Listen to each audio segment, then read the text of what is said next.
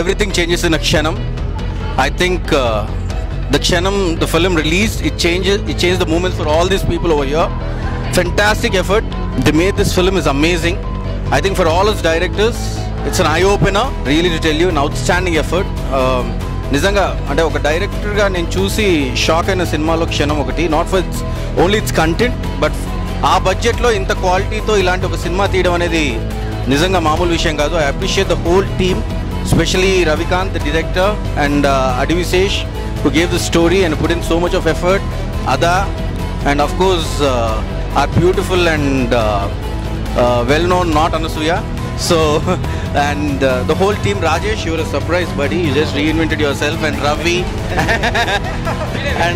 Ravi, and Viviana, should appreciate you. I think good times have started for PVP because next is Upiri, so I'm being a bit selfish. So let me be selfish in that way at least. So I wish all the team of Kshanam, you all guys need to be proud of this moment. Just enjoy, guys. Enjoy the success and get ready for the next one. Thank you very much.